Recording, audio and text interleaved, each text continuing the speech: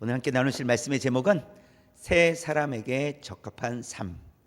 새롭게 된 그리스도인들에게 마땅한 삶, 적합한 삶이 무엇인가에 대해서 함께 말씀을 나누도록 하겠습니다. 지난주에는 육신의 이 죽음 이후에 어떻게 되는지에 대해서 우리가 살펴보았어요. 그래서 육은 땅으로 돌아간다, 그렇죠?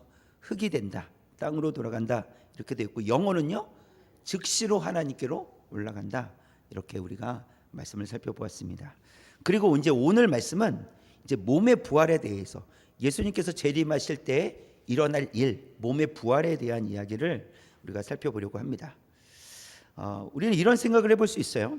아니, 영혼이 하나님께로 올라갔으면 굳이 다시 몸으로 부활할 필요가 있습니까? 이런 질문을 할 수가 있어요. 아니, 이미 하나님께로 영혼이 올라갔는데 굳이 다시 이 몸으로 부활한다고요? 그럴 필요가 있어요? 그냥 영혼으로 하나님 앞에 올라가면 되는 거 아니에요? 이렇게 생각할 수 있습니다. 이런 고민을 덜어주시기 위해서 하나님께서 이 몸의 부활에 대해 말씀으로 우리에게 기록해 주신 거예요. 오늘 말씀이 그래요. 그래서 오늘 말씀을 통해서 몸의 부활을 더 기대하며 살아갈 수 있는 우리 성도님들 되시길 원합니다.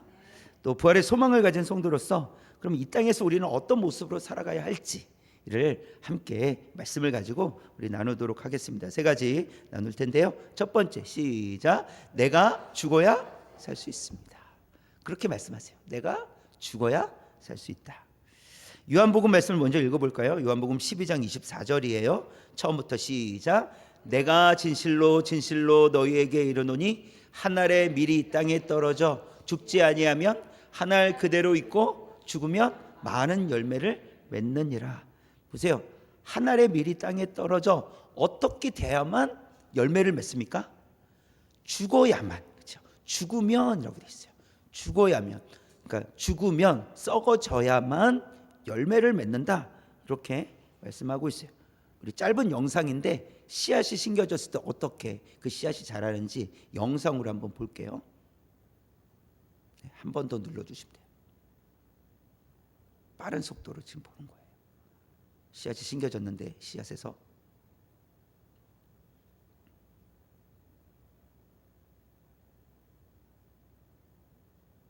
짠. 네, 이렇게 자라가게 됩니다. 오늘 읽은 말씀에서도 이 한 알의 밀이 떨어져 죽어야만 열매 맺는다, 이 말씀과 동일한 말씀을 하세요. 36절에 있는 말씀인데 처음부터 시작. 어리석은 자여, 내가 뿌리는 씨가 죽지 않으면 살아나지 못하겠고. 그렇죠? 우리가 영상으로도 봤지만 씨앗이 떨어져서 그 씨앗이 땅에서 썩어져야 돼요. 죽어야 돼요. 그래서 그 안에서 그 씨앗에서는 볼 수 없는 새로운 것이 이게 자라가게 됩니다. 새로운 몸이 나오게 되는 것이죠. 씨앗은 보통 작고 둥글거나 납작하게 생긴 것이 전부예요. 보통의 씨앗들이 다 그렇게 생겼어요. 작고 동그랗고 또는 납작하게 그렇게 생겼습니다. 그래서 씨만 보면 이 씨에서 어떤 식물이 자라가게 될지 알 수가 없어요. 물론 경험상 이것은 어떤 씨앗이야 라고 인식하고 있다면 그것을 알 수 있는 것이지만, 제가 말씀드리는 것은 그 씨앗만 보면 대체 여기서 무엇이 나올지 알 수 없다라는 것이죠. 37절 말씀도 볼까요? 처음부터 시작. 또 내가 뿌리는 것은 장래의 형체를 뿌리는 것이 아니요 다만 밀이나 다른 것의 알맹이 뿐이라. 그냥 알맹이 뿐이라는 거예요. 그래서 그 씨앗을 뿌릴 때는 장래에 어떤 것이, 어떤 형체가 나올지 알 수 없다라는 것이죠. 그러나 우리가 영상으로 보았듯이 씨앗은 분명 새로운 몸을 가지고 있다라는 거예요. 그 씨앗에서는 그 새로운 몸을 볼 수는 없어요. 썩어져야만 볼 수 있어요. 죽어야만 볼 수 있어요. 그래서 씨앗과 열매는 분리될 수가 없습니다. 항상 같이 있어요. 그런데 같이 있다라는 것은 동시에 볼 수는 없어요. 하나가 죽어야 나오는 거예요. 살아있으면 나올 수가 없어요. 씨앗이 반드시 죽어야 새로운 것을, 새로운 몸을 볼 수 있다, 이렇게 말씀하시는 겁니다. 호박씨에서는 반드시 호박이 열리죠. 그렇죠? 그러나 호박씨에서는 수박이 열릴 수가 없어요. 그 말은 반드시 그 씨앗이 갖고 있는 고유의 몸이 있다라는 거예요. 그래서 씨앗이 혹 비슷해 보일지라도 씨앗이 그 종자가 다르면 결국 다른 몸이 나타나게 된다. 다른 몸이 열리게 된다라는 것을 알 수가 있습니다. 38절에 그래서 이렇게 말씀하시는 거예요. 처음부터 시작. 하나님이 그 뜻대로 그에게 형체를 주시되 각 종자에게 그 형체를 주시느니라. 그러니까 씨앗으로 치면 씨앗마다 고유의 형체가 있다. 그 씨앗으로는 보이지 않지만 그 씨앗 안에는 생명이 있는데 그 생명에는 형체를 가지고 있다라는 거예요. 그런 말씀을 하고 있는 거예요. 그리고 이 씨앗은 반드시 죽음을 통해서 새로운 옷을 입을 수 있다라고 말씀하시는 거예요. 그렇죠? 씨앗이 땅에 떨어졌는데 죽지 않냐면 어떻게 됩니까? 그냥 씨앗 그대로 있어요. 근데 그 씨앗이 죽으면 그 씨앗 안에서 새로운 몸이 나온다는 거예요. 지금 그 얘기를 하고 계시는 거예요. 그리고 각 종자마다 열매가 다르다. 씨앗이 비슷하게 생겼어도 그 종자마다 열매가 다르다는 것을 말씀하십니다. 이것을 우리에게 적용해 보면 사람도 한 번 죽는 것은 다 정해져 있다라고 말씀하신 거예요. 사람은 죽습니다. 그리고 육신의 죽음에서 끝나지 않고 어떻게 된다는 거예요? 그 육신의 몸이 죽으면 새로운 몸을 입고 다시 살아나게 된다는 거예요. 이해가 되세요? 그래서 씨앗 얘기를 하고 있는 거예요. 씨앗은 죽어야 새로운 몸이 나오듯이 우리의 몸이 죽으면 새로운 몸으로 다시 태어나게 된다는 거예요. 이게 부활을 얘기하는 거예요.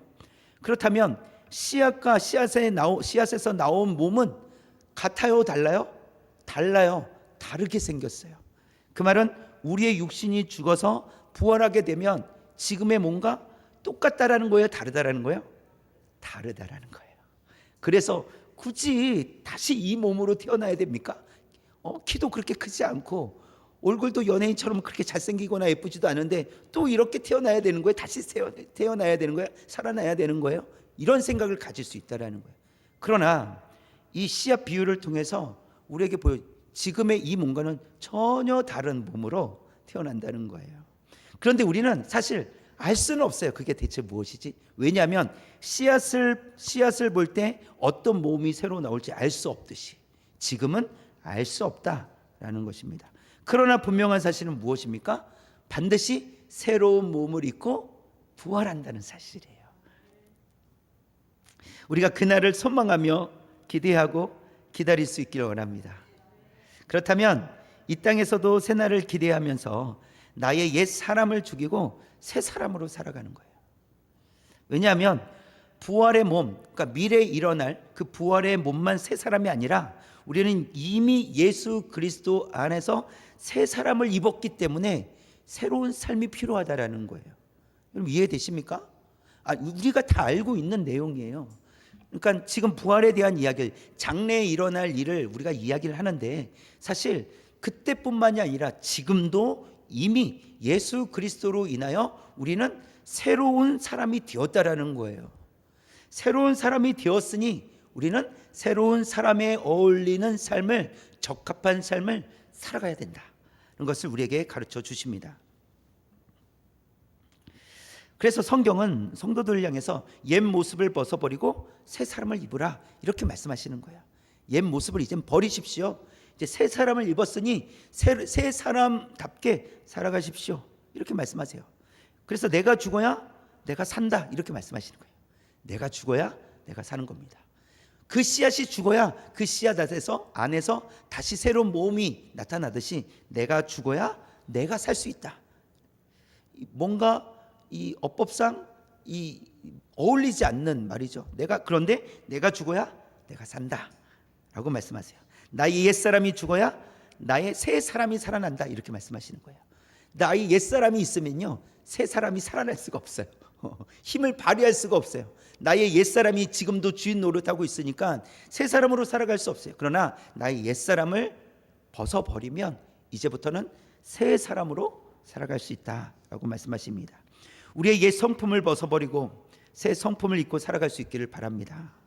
자, 그렇다면 하나님 앞에서 죽어져야 하는 여러분의 옛 모습은 무엇입니까? 여전히 벗어버리지 못한 옛 모습이 있다면 여러분 무엇입니까? 여러분, 이것을 우리는 좀 생각하고 고민하면서 바꿔가야 됩니다. 그러니까 바꿔간다는 것은 하나님께 도움을 요청하는 거예요. 하나님, 저는 여전히 이러한 옛 모습을 가지고 있습니다.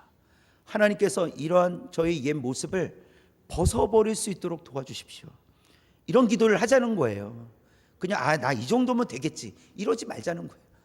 이 정도 기도했으면 되겠지, 이 정도 내가 신앙생활하면 되지 이러지 말자는 거예요. 다 알아요. 충분히 열심히 하고 있고 최선을 다하고 있고 하고 있다는 거 알아요. 그 말이 아니라 얼마나 더 열심히 하고 있느냐 이 말이 아니라 여전히 옛 모습을 벗어버리지 못한 것이 있다면 이것은 내가 열심히 해도 여전히 벗지 못하고 있는 거예요. 그럼 내 힘으로 잘 안 된다는 거예요. 그럼 어떻게 해야 돼요? 죽자 살자 주님을 매달려야 돼요. 하나님, 이거 저 해결해 주셔야 됩니다. 야곱이 씨름했잖아요. 결코 보낼 수 없습니다. 은혜를 베풀어 주셔야 됩니다. 이런 마음이 없다면 우리는 그냥 그 정도로 만족하며 살아갈 거예요. 그렇게 하지 말고 하나님께서 우리를 다듬어 주시기를 기도하자는 거예요. 우리 여전히 부족함이 있잖아요. 그것을 하나님 다듬어 주십시오. 제 힘으로 잘 안 됩니다. 저는 애쓰지만 실패할 때도 있습니다. 그러나 이 애씀이 헛된 것으로 끝나지 않고 계속해서 도전하고 또 하나님의 은혜를 구하고 하나님의 도우심을 구해서 하나님 더 새로워지는, 더 성숙해지는 그런 그리스도인으로 살아가게 하여 주옵소서. 우리가 오늘 기도할 때 그렇게 기도하셨습니다. 하나님, 저를 다듬어 주십시오. 저를 더 다듬어지게 해 주십시오.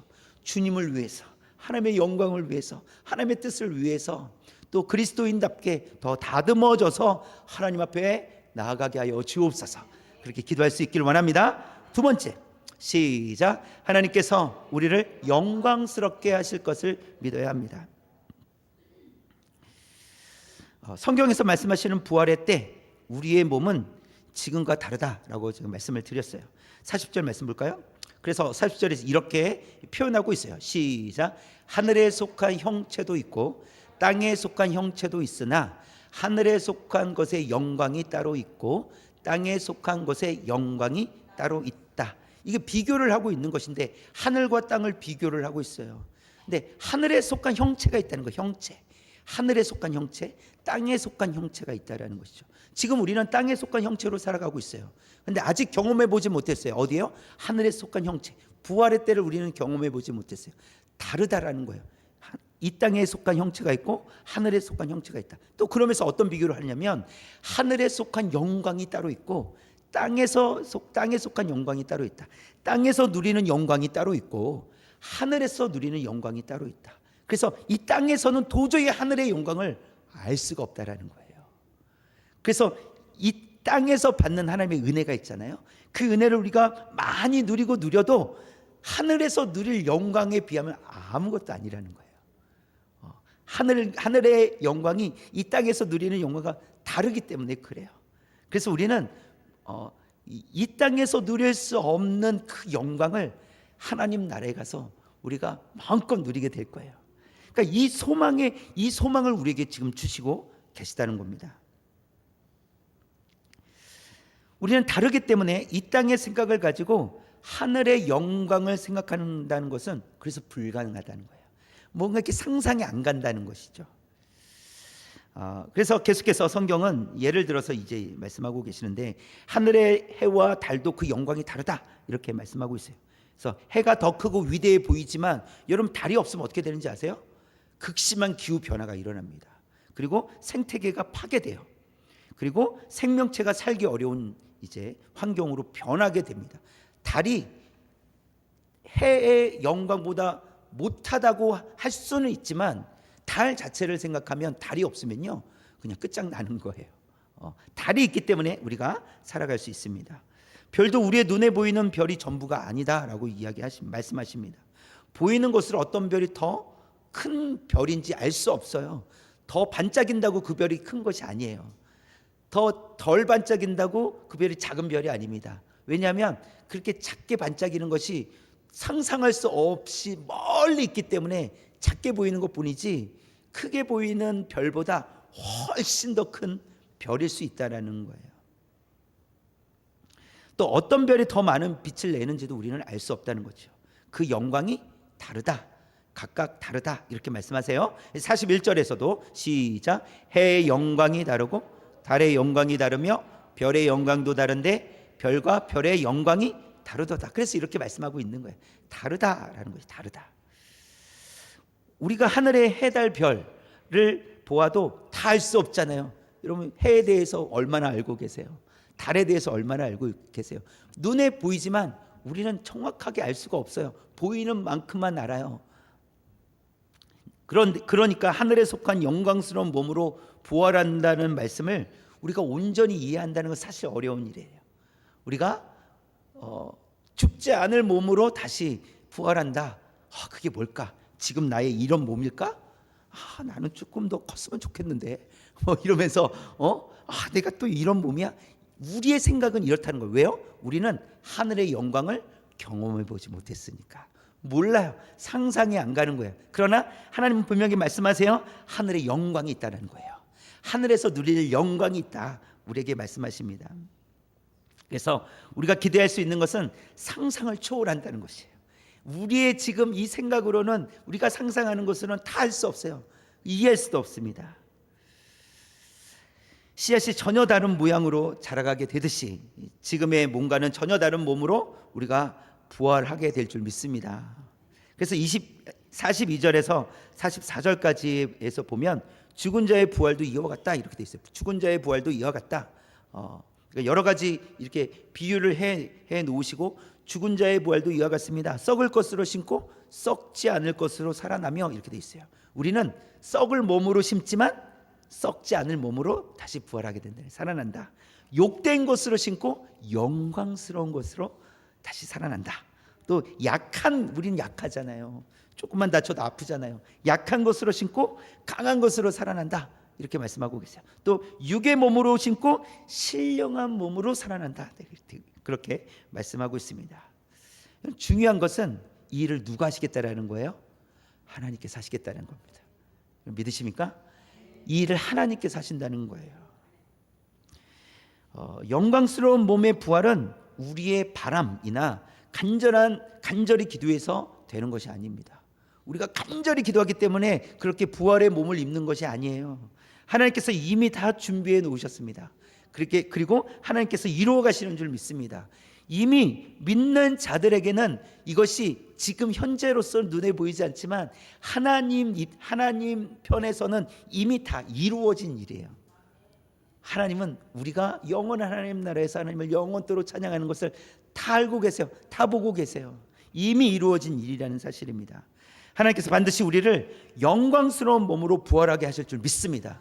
이 소망을 가지고 살아갈 수 있는 우리 성도님들 되시길 원합니다. 세 번째, 시작. 그날을 고대하며 새 사람으로서 적합한 삶을 살아가야 합니다. 우리가 그날을 고대해야 됩니다.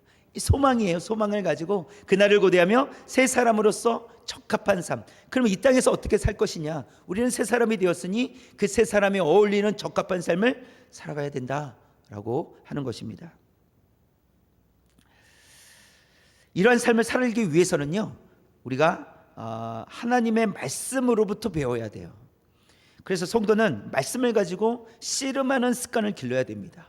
말씀을 붙들고 씨름하듯이 이 말씀이 어떻게 이루어질지 말씀대로 반드시 이루어지기를 원합니다. 이런 씨름이 필요하다라는 거예요. 사도행전 17장 11절 말씀 볼까요? 붉은 글씨 시작. 베레아에 있는 사람들은 간절한 마음으로 말씀을 받고 이것이 그러한가 하여 날마다 성경을 상고함으로. 이 베레아 사람들은요, 간절한 마음으로 말씀을 받았어요. 말씀. 좀 그런 표정으로 좀 말씀을 들으시기 바랍니다. 말씀하시죠. 제가 듣겠습니다. 빨리 태도를 바꾸세요. 자, 이렇게. 이것은 뭐 저에게 하라는 것이 아니라 하나님의 말씀. 하나님의 말씀을 간절한 마음으로 받았다. 이 베레아 사람들이 그렇게 했다라는 것 뿐만이 아니에요. 그러니까 말씀을 한 번 듣고 끝나는 것이 아니라 어떻게 했다고 얘기합니까? 날마다 성경을 상고했다. 계속 되새겼다는 거예요. 그걸 묵상했다라는 것입니다. 연구했다라는 거예요. 그래서 정말 그러한가? 연구하는 거예요. 연구. 그래서 정말 말씀대로 이루어지는 건가? 말씀이 말씀하시는 대로 실제로 그렇게 되는 것인가? 그래서 말씀을 날마다 연구했다 이렇게 되어 있습니다. 또 야고보서에서 보면 행하지 않는 믿음은 죽은 믿음이다 이렇게 말씀하시잖아요. 그래서 말씀을 가지고 어떻게 살아낼 것인지를 실험해야 된다는 것을 보여주고 있어요. 그래서 믿음은 그냥 알고 끝이 아니라 그 믿음을 가지고 살아내야 되는데 이 살아내는 실험이 필요하다라는 겁니다. 여러분 실험하고 계십니까? 이 실험한다는 것이요 힘을 많이 줘야 돼요. 에너지를 쏟는 일이에요. 그냥 편안하게 누워서 할 수 있는 일이 아니라는 것입니다. 그래서 이 행하지 않는 믿음은 죽은 믿음이다라고 얘기할 때도 이 행한다라고 했을 때 이것은 실험한다는 거예요. 하나님의 말씀을 들었어요. 알았어요. 내가 읽었어요. 묵상했어요. 깨달았어요. 그럼 어떻게 할 거냐? 이제 이 질문이 남아 있는 거잖아요. 어떻게 할 거냐? 내가 알게 됐는데 이제 어떻게 할 거냐? 살아내야 된다는 거예요. 이걸 실험해야 된다는 것입니다. 이렇듯 성도의 씨름은 새로운 삶에 대한 적합한 삶을 찾기 위한 고민이라고 할 수 있습니다. 우리는 고민해야 됩니다. 우리는 열심히 씨름하면서 내가 어떻게 살아야 될 거냐 하고 고민하는 삶을 살아가야 돼요. 고민하고 또 고민하여 얻은 것을 삶 속에서 심는 거예요. 삶 속에서 내 새로운 삶을 살아내는 것입니다. 그리고 우리가 낙심하지 않아야 될 이유는 하나님께서 우리를 영광스럽게 해주시기 때문이라는 거예요. 우리가 하나님의 말씀을 가지고 살아갈 때 하나님께서 결코 우리를 실패하도록 두지 않으신다는 것이죠. 그렇기 때문에 우리는 살아내야 됩니다. 고민하고 고민해서 우리가 씨름하고 씨름하며 살아내는 거예요. 저와 여러분이 그렇게 살아갈 수 있기를 원합니다. 그냥 쉽게 우리는 그렇게 각자 개인마다 상황이 다르기 때문에 무엇을 가지고 실제로 씨름하는지 알 수는 없지만 그러나 우리의 삶이 막 너무 힘들어 가지고 도저히 살 수 없는 그런 상황은 아니라는 거예요. 자유가 있고 그렇죠. 물론 자유가 있지만 그 자유를 누릴 수 있는 충분한 물질이나 환경이 이렇게 준비되어 있지 않을 수 있죠. 그러나 적어도 우리가 할 수 있는 내가 원하는 대로 살아갈 수 있잖아요. 선택할 수 있잖아요. 그런 우리의 삶이 있기 때문에 우리는 그 속에서 어떻게 씨름할 것인가, 어떻게 고민할 것인가, 그리고 어떻게 살아낼 것인가가 중요하다는 것입니다. 모세를 보면 모세가 이르되 오 주여 보낼 만한 자를 보내소서 자꾸 이런 말을 하는 거예요. 너 애굽으로 가서 이스라엘 백성들을 끌고 오면 된다라고 하나님께서 말씀하시니까 제발 보낼 만한 자를 보내십시오. 저는 말도 어눌하고 저는 말도 잘 못하고 막 계속 이렇게 핑계를 대는 거예요.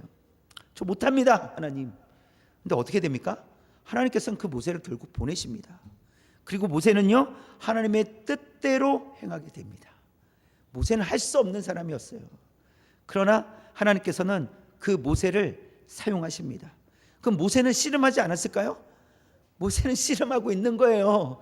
처음부터 하나님께서 부르실 때부터 씨름하고 있는 거예요. 저를 꼭 보내셔야 되겠습니까? 이것부터 씨름이었어요. 근데 하나님과의 그런 이제 타결이 된 거죠. 이제 가라. 가겠습니다. 이렇게 된 거예요. 얼마나 씨름했겠습니까? 얼마나 이 마음 졸이며 그 일을 했겠습니까? 결국 하나님의 뜻을 이루게 됩니다. 다윗은 자신을 죽이려고 이 군사를 데리고 다녔던 이 사울 왕을 죽일 기회가 있었어요. 짧든지 길든지 다윗은 고민하지 않을 수 없었을 거예요. 죽여야 되나? 살려야 되나? 이게 지금 기회인데 여러분 나를 죽이려고 하는 사람을 지금 당장 내가 어떻게 할 수 있다면 우리는 어떻게 하면 좋을까요? 제거하는 것이 제일 좋은 방법 아닐까요? 사울을 죽이면 더 이상 도망칠 필요가 없는 거예요. 그런데 죽이지 않으면 또 도망쳐야 되는 거예요. 죽일 수 있는 기회가 생겼는데 어떻게 하면 좋을까? 다윗은 결국 결정을 하는데요. 사무엘상 26장 9절 말씀 처음부터 시작. 다윗이 아비새에게 이르되 죽이지 말라. 누구든지 손을 들어 여호와의 기름 부음 받은 자를 치면 죄가 없겠느냐 하고 죽이지 않기로 했어요. 죽이지 않기로 결정을 합니다. 그리고 죽이지 않았다는 이 다윗의 말을 들은 이 사울 왕이 어떻게 이 응답을 하냐면, 내가 어리석다 다윗아, 이렇게 얘기해요. 그리고 너를 축복한다 하고 돌아갑니다. 물론 일시적인 현상이긴 했어요. 다윗은 얼마나 씨름했을까요? 내가 죽여야 되나 살려야 되나. 그러나 결국 내가 하나님께서 기름 부어 세우신 왕을 죽일 수 없다라고 결정했을 때 하나님께서 그런 다윗을 하나님 기뻐하신다는 거예요. 나오미는 남편과 이 아들 둘을 모압 땅에서 모두 잃게 됩니다. 그래서 여자 셋만 남았어요. 어떻게 셋이 남았죠? 나오미와 며느리 둘, 그래서 여자 셋만 남았어요. 그래서 나는 이제 베들레헴으로 고향으로 돌아가야 되겠다, 이렇게 이야기를 하고 같이 처음에 이 길을 떠납니다. 그러다가 생각이 바뀐 거예요. 나오미가 생각이 바뀐 거예요. 안 되겠다. 며느리들에게 너희 둘은 아직 젊으니 다시 시작할 수 있다. 나를 따라가봤자 너희들은 새로운 삶을 시작할 수 없으니 너는 모압에서 계속 살아라, 이렇게 이야기를 합니다. 한 며느리는 돌아가고 한 며느리는 계속해서 따라왔죠. 그래서 룻기 1장 16절을 보면 붉은 글씨 시작. 룻이 이르되 어머니의 백성이 나의 백성이 되고 어머니의 하나님이 나의 하나님이 되시리니. 사실 룻은 아무것도 보이지 않았어요. 그렇지 않습니까? 한 번도 가보지 못한 땅이고 어머니를 쫓아가긴 하지만 여인 둘이잖아요. 그 당시에 여인 둘이 그것도 가부잖아요. 둘 다 힘이 없어요. 누군가의 도움 없이는 살아갈 수 없거든요. 그러니까 앞이 보이지 않는 상황 속에서 그럼에도 불구하고 그 길을 따라갑니다. 근데 결과적으로 보니까 보아스라는 사람하고 결혼해요. 또 결혼하고 보니까 이 아브라함의 혈통이에요. 그리고 후에 이 다윗의 증조 할머니가 됩니다. 하나님께서 은혜를 베풀어 주셨다라는 것입니다. 우리가 새로운 삶을 살아가려고 할 때 고민도 생각도 많아지겠지만 분명히 많을 거예요. 우리가 뭔가를 도전하려고 할 때 생각이 어떻게 없을 수 있겠습니까? 고민이 어떻게 없을 수 있겠어요? 그러나 우리가 낙심하지 않아야 될 것은 하나님께서 인도해 주실 줄 믿습니다. 하나님께서 우리를 인도해 주신다는 거예요. 이 믿음을 가지고 살아갈 수 있기를 원합니다. 어떤 일이든 어떤 상황이든 고민이 필요합니다. 어떤 길을 갈 것인지 결정해야 돼요. 고민이 되더라도 우리는 결정할 수밖에 없는 상황이 옵니다. 그래서 먼저는 말씀을 가지고 씨름하는 성도가 되어야 된다는 것입니다. 말씀을 가지고 씨름하는 성도가 되어야 돼요. 그리고 믿음으로 결단하고 삶으로 살아가는 저와 여러분 되시길 원합니다. 베드로는 고민이 많았었습니다. 당신도 예수 안 피지? 이렇게 자꾸 묻는 거예요. 베드로가 뭐라고 얘기해요? 어깨를 딱 핍니까? 이렇게 딱 하죠. 아닌데요? 이렇게 목소리 변조까지 하면서 나 그런 사람 아닌데요? 이렇게 얘기하는 거예요. 그런데 한 번이었으면 실수였겠지 라고 할 수 있어요. 왜? 당황스럽잖아요. 막 도망치고 예수님 붙잡혀 가니까 이게 무슨 일인가, 대체 이게 무슨 상황인지 파악이 안 되니까 너무 당황스러워서 한 번 정도는 그렇게 물어봤을 때 아닙니다. 내가 왜 그랬지? 이렇게 할 수 있어요. 그런데 몇 번이요? 3번. 그리고 베드로는 어떻게 합니까? 좁은 골목에 들어가서 펑펑 울습니다. 펑펑 울어. 내가 왜 그랬을까?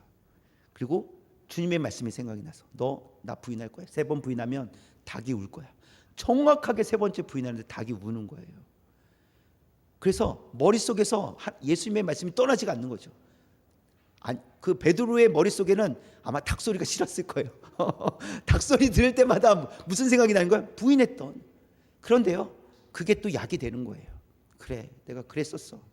그런데 주님께서 날 버리지 않으시고 나의 사랑을 받아주시고 나를 사용해 주셔서 내가 지금 주님을 위해서, 복음을 위해서 살아갈 수 있어.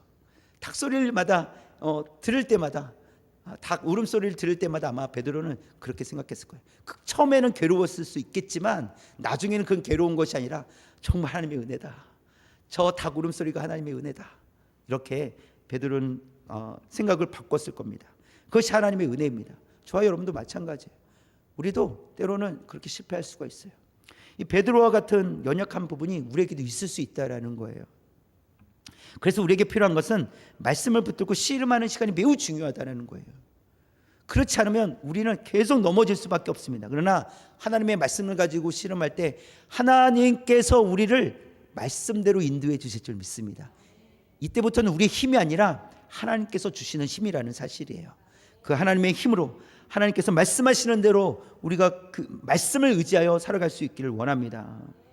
그래서 믿음으로 결단하고 살아갈 때 하나님께서 반드시 우리에게 필요한 은혜를 베풀어 주실 줄 믿습니다. 상상할 수 없을 만큼의 은혜를 부어주실 줄 믿습니다. 우리는 실패라고 생각했는데 결코 그것이 실패로 끝나지 않도록 하나님께서 우리에게 은혜를 베풀어 주실 줄 믿습니다. 이렇게 새 사람으로서 적합한 삶을 살아내겠다고 그렇게 결단하고 말씀을 의지하고 살아갈 수 있는 저와 여러분 되시기를 주님의 이름으로 축원합니다.